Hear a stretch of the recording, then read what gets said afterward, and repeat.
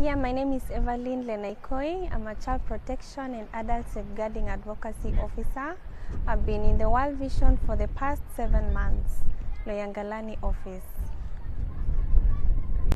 Alright, so maybe come this way ever so, not much, go back more now.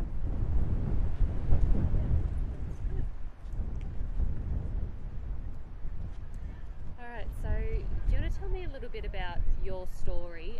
Tell me about where you grew up and what were some of the challenges that you experienced there that made you decide to, work to help others for the rest of your life? Yeah, I grew up in a small village in northern Kenya, Marsabit, called Gatab. And the challenges that we faced growing up, we had child protection issues like FGM, early marriages for the young girls. We also lacked proper schooling. When we are growing up, we lacked books, reading in school, and that has affected our school culture. We also we were faced by we couldn't get proper meals. So there's free space that you felt like I'm okay is in school, because sometimes there is food in school. Okay, can we start it? Yeah. Yeah, growing up as a child in northern Kenya, it was difficult. We lacked food, insecurity, FGM.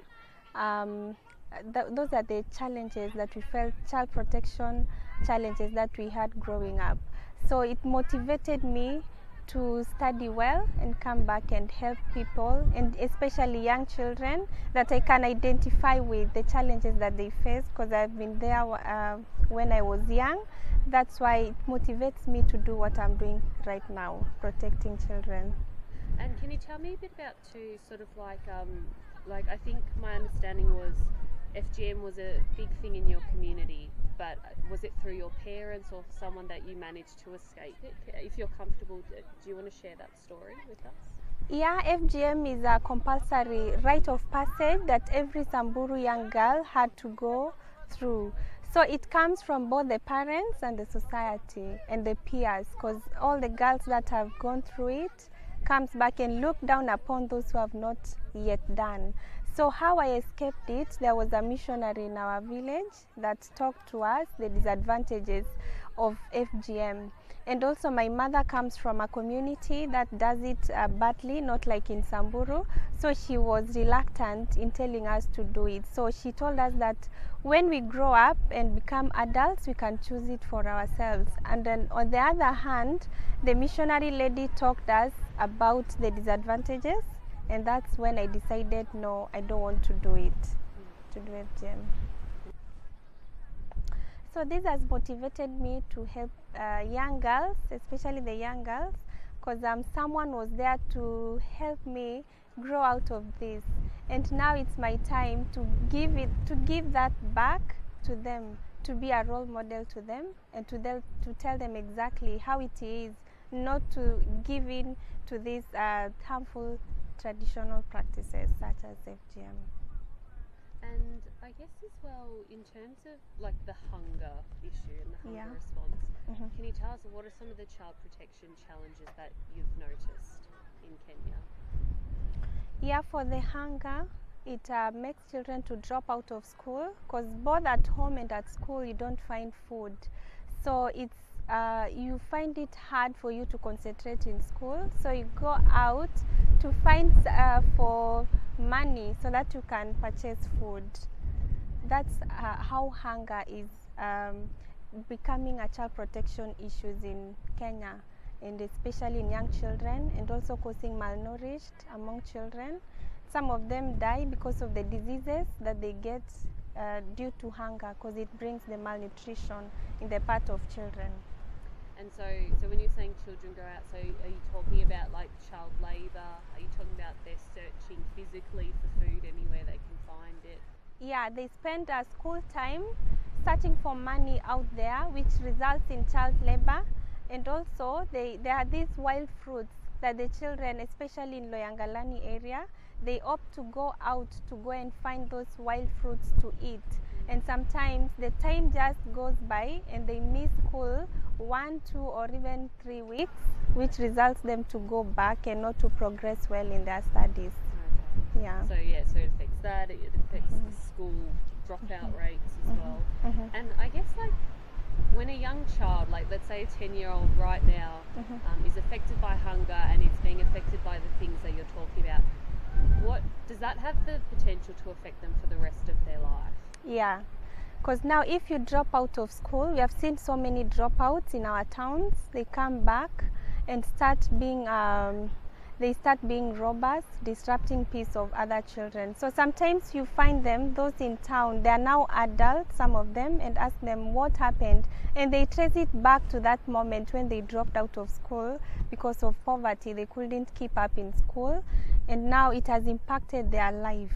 Because now they are not leading the lives that they wanted. They're in the villages borrowing money and sometimes robbing people's shops.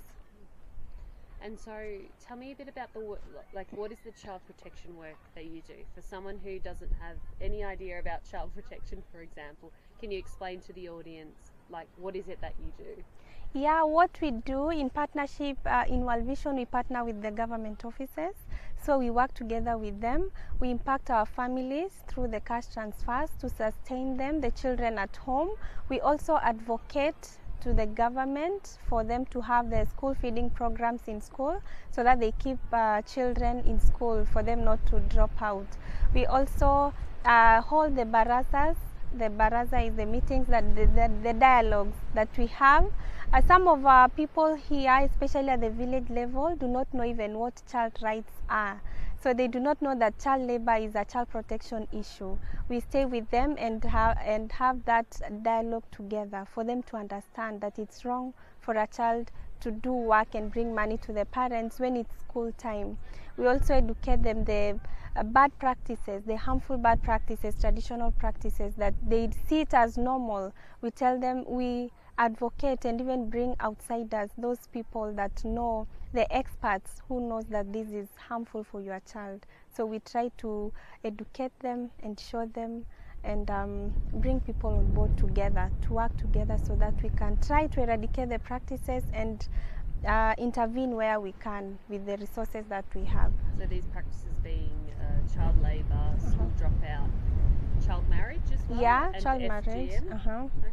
Yeah. And can you tell me a little bit about too, hopefully the wind stops soon, the next question I was going to ask was, tell me about, like, as a young woman who, grew up surrounded by sort of that in your community, and now to be a woman on the other side and you're helping your community, what does that feel like for you? Is it rewarding? Do you enjoy helping other girls who could be you one day? Yeah, I think it's at some point it can be a mix of reactions, because now you are in the other side of the community, you can identify with them, even the taboos that it comes along with this. If you do not do this practice, it comes with a price. So identify with them. On the other side, I can see that it's important for you to leave these things behind. So yes, I feel that it's rewarding, because at some point I would like these young girls that are mentoring to be like me, to feel what I'm feeling right now, free of these practices, that I can still identify with them and I overcame these challenges that are within me. And at this point, I needed someone to hold my hand at that point, and right now I feel very good that I'm there. I'm the one holding their hands and showing them the way. Questions. The first part is, can you tell me about a story with a child that's sort of like broken your heart in terms of child protection, and then also separately tell me a story of a child who you feel that you were able to really help and how fulfilling that is. Okay, the child protection part. Okay, so I had so many cases of child protection. One is that saving a child from child marriage. She was condemned to child marriage, but thankfully, she from the age of 9, she knew that she never wanted to get married. So she approached me in a way, crying. She approached many partners before, and she never got help. So she came to me knowing that in World Vision, we will give her some help. She will go to school and escape the marriage. Yeah, she came to us at World Vision after visiting other partners. So we were her final help. That's what I can say. So we took the case. It became a police case. The parents disowned her. They never wanted to see her because of the decision that they took. They even told her when we were in the police station to go and follow me for me to be her mother. And it was a really hard thing for me to do, and it broke my heart to see a young girl cry because she wanted her right to go to school. Thankfully, I came through and I helped her. We solved the case. I was able to convince the parents to give her that homely parental love and still go to school. So we purchased things for her and she went to school, and I'm still following up on her to mentor her. I want to ensure that she will do great so that she can shame the parents who saw that she was worthy of nothing but just to get married. And can I ask you, this particular case, was it related to hunger in any way? Like, is the hunger situation part of the reason her parents were pressuring her to get married? Yeah, it was part of the hunger because at that point the society sees girls as a source of wealth. So in the hunger in the family, they wanted more animals, more cattle, more dowry from that girl. That's why they were pushing her not to go to school but to get married so that the parents can get animals and money out of the young girl. So yes, hunger is contributing to that. Yeah. And tell me about a story that, I guess also has like maybe made you feel really good about making a difference as well. Yeah, so a story that we did, two young boys approached us. They traveled kilometers, they walked. They also wanted to go to school. So they approached me and I was able to help them. They were so eager to know how to read and write. So they could take my pen that I was working on and started writing on my papers, on my workbook. And we tried to take them also back to school. And it fulfilled me and my heart to see them in school. Okay.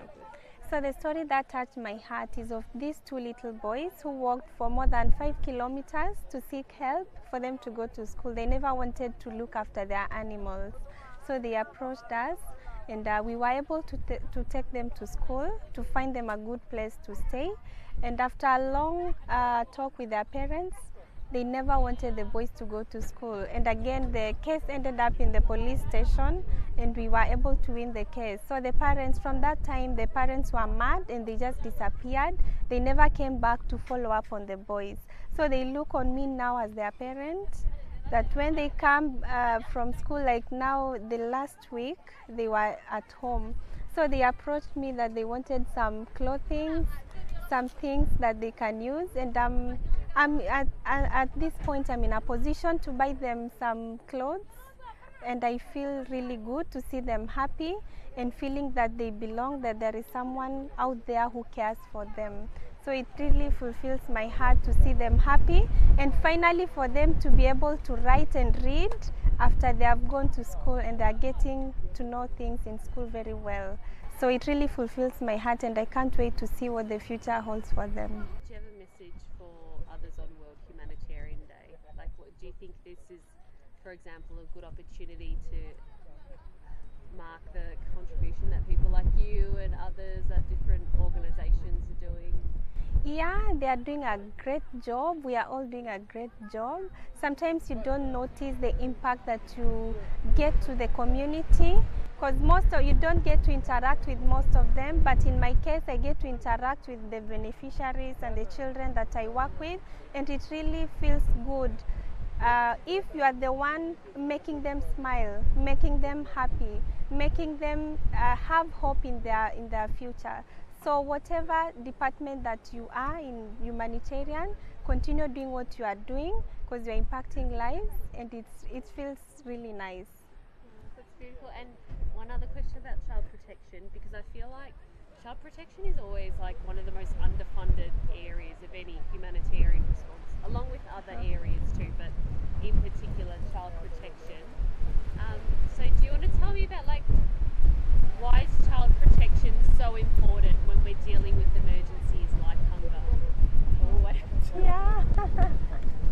Yeah, so have a think about like why you think it's important that we include or focus on child protection as well.